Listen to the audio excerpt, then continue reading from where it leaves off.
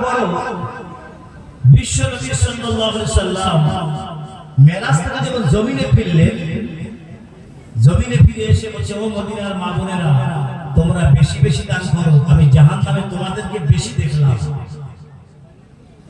মা বোনকে বলছেন বিশ্বনবী যে আমি জাহান্নামে তোমাদেরকে বেশি দেখেছি, তোমরা জাহান্নামে সবচেয়ে বেশি তোমরা বেশি দান করো। মানে বিশ্বনবী সাল্লাল্লাহু আলাইহি সাল্লামের জবান মুবারকের কথা, তিনি যদি এই কথা বলে থাকেন নিশ্চয়ই এটা সত্য, কোনো সন্দেহ নাই। আমি আপনি মিথ্যে হতে পারি, কিন্তু বিশ্বনবী সাল্লাল্লাহু আলাইহি সাল্লামের কথা প্রতিটা কথা সত্য সত্য সত্য। যাই হোক, কোরআনে কারীম থেকে সূরা ইউনূসের 62, 63, 64 নম্বর আয়াত তেলাওয়াত করেছি এবং তার উপরে ভিত্তি করে ইনশাআল্লাহ নসিহত করব। এই বিশ্বের জমিনে আমরা যেটা দেখেছি, যেটা দেখতে পাই নাই, যত আল্লাহর ওলি, আল্লাহর মাহবুবরা দুনিয়ার জমিনে এসেছেন, কেউ নামাজ ছাড়া ওলি হয়েছে? কথা বলেন জোরে, নামাজ ছাড়া কেউ ওলি হয়েছে?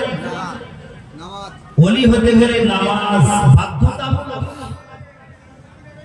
পাঁচ ওয়াক্ত নামাজ তো পড়তেই হবে, ওরা তো কনফার্ম। তার বাইরে ইশরাকের নামাজ, আওয়াবিন নামাজ, চাশতের নামাজ, আপনার তাহাজ্জুদের নামাজ, এগুলো তো আদায় করতেই হবে। তাহলে আল্লাহর ওলি হতে গেলে নামাজটা কনফার্ম নামাজ না হলে ওলি হওয়া সম্ভব নয়। মনে করবে নামাজ ছাড়া যারা ওলি হয় তারা সেই রকম ওলি। আল্লাহকে ভয় করে যারা ওলি হয়, আল্লাহকে যারা ইবাদত করে, বندگی করে, উপাসনা করে যারা ওলি হয়েছে, তাদের বিষয়টা সম্পূর্ণ ভিন্ন। আজকে তাদের নিয়ে আলোচনা করব ইনশাআল্লাহ। আল্লাহ পাক বলছেন, আলা ইন্না আউলিয়া আল্লাহি লা খাউফুন আলাইহিম ওয়া লা হুম ইয়াহজানুন। শোনো, যারা আমার ওলিয়া বান্দা, তাদের দুনিয়ায়ও টেনশন নাই, পরকালেও কোনো চিন্তা নাই। একবার জোরে বলুন সুবহানাল্লাহ। দুনিয়াও চিন্তা নাই, পরকালেও কোনো চিন্তা ভাবনা কিছুই নাই তাদের। একথা কে বলছে? আল্লাহ বলতেছেন। কোথায়? কোরআনে কারীম সূরা ইউনূস 62, 63, 64 নম্বর আয়াতে আল্লাহ আলোচনা করেছেন। আমি আয়াত নাম্বার, সূরা নাম্বার সব বলবো না।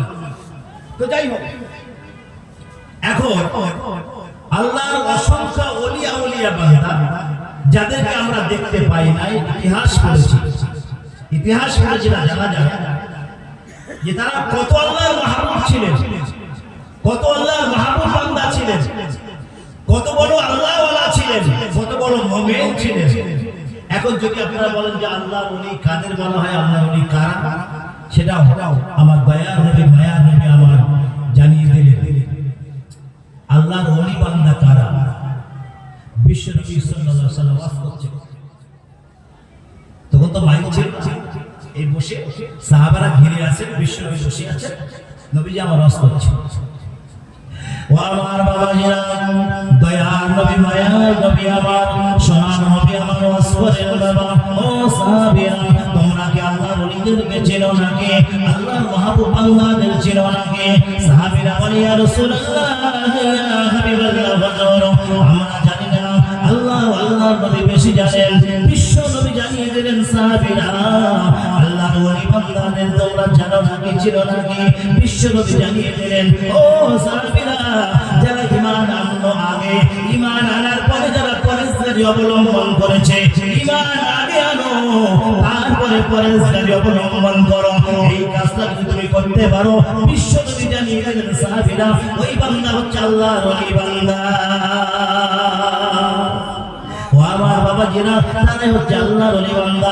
বিশ্বনবী সাল্লাল্লাহু আলাইহি ওয়াসাল্লাম সোনার জবানে ঘোষণা করলেন, সাহাবীরা, আমার ইন্তেকালের পরে, আমার ওয়াফাতের পরে, আমি নবী আমার মুখটা ইয়ামানের দিকে ঘুরিয়ে দেবে। সাহাবীরা বলে, ইয়া রাসূলুল্লাহ, ইয়া হাবিবাল্লাহ, হুজুর, আপনি বলেছেন মানুষ যখন মারা যায় তার মুখটা কাবার দিকে ঘুরিয়ে দিতে, তার মুখটা কিবলার দিকে ঘুরিয়ে দিতে।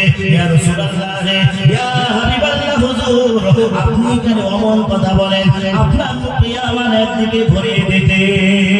দয়া দয়ার নবী আমার রহমাতুল লিল নবী আমার তামিম বিন সাবিরা ইন্নী লা আযিদু রিয়ার রাহমাতি মিন ক্বাবল আল ইয়ামাম ও সাবিরা আমি বিশ্ব নবী ইয়ামানার দিক থেকে আল্লাহর ওলিদের সুগন্ধ আমার নাকে ভেসে আসে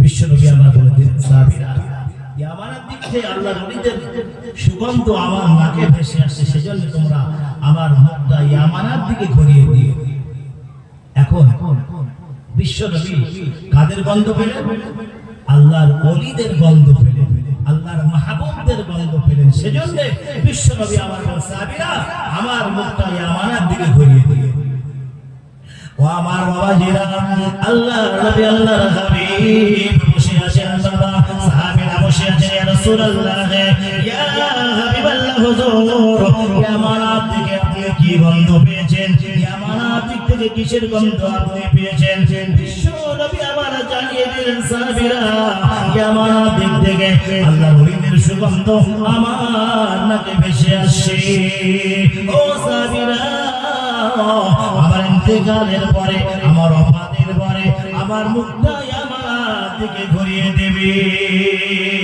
ও আমার বাবাজিরা ইয়ামান হচ্ছে আরবের পশ্চিমে অবস্থিত আরবের পূর্বে হচ্ছে ইয়ামান দেশ অবস্থিত বাবা অর্থাৎ হিন্দুস্তানের দিকে ইয়ামান দেশটা অবস্থিত ও বাবাজিরা আমার বিশ্ব নবীর মুখটা হিন্দুস্তানের জমিনের দিকে মুখটা আছে ও আমার বাবাজিরা বিভিন্ন দেশে গোদার গজব আসে বাবা এক এক দেশে এক এক রকম গজব আসে বাবা জার্মানে গজব আসে জাপানে গজব আসে বিশ্বের জমিনে ইহুদি কান্ট্রিগুলোতে খোদার গজব অবতীর্ণ হয় একমাত্র ভারতের জমিনে আল্লাহর গজব থেকে এখন আমরা রেহাই আছি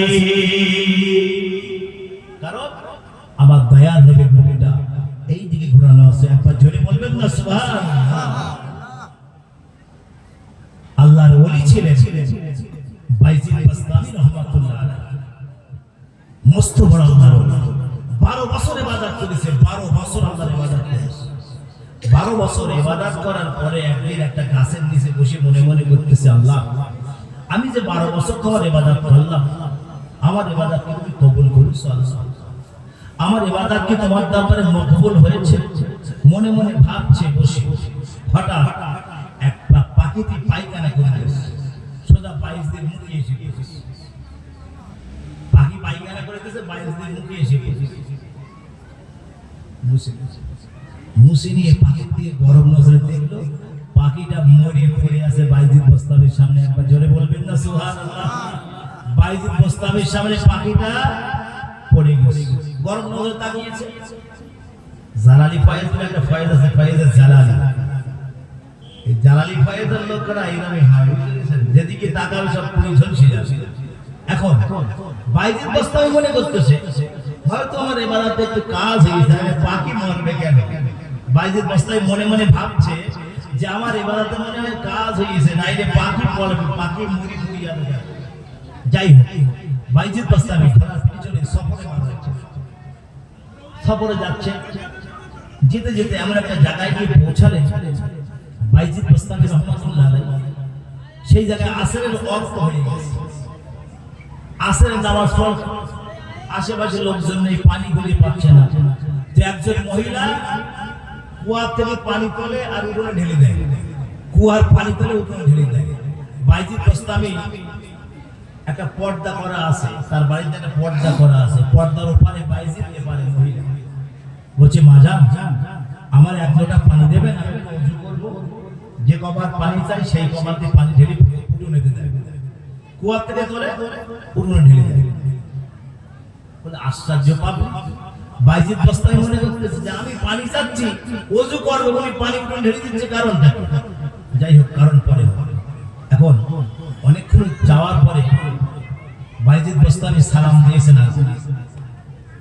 বাইজিদ বস্তামি মনে করতেছে যে সব পাখি পাইছি না পাখির দিকে তাকাবো আর ঝলঝি ভরে যাবে না এটা পাখি না ইনি হচ্ছে আল্লাহর ওলি আল্লাহর মাহবুব যাই হোক বাইজিদ বস্তামি চারবার চাইলেন চাওয়ার পরে পানিটা উনি কুয়া থেকে তুলে এক জায়গায় রেখে দিলেন বাইজিদ বস্তামি পানিটা নিয়ে ওযু করে আসরের নামাজ পড়লেন নামাজ পড়ে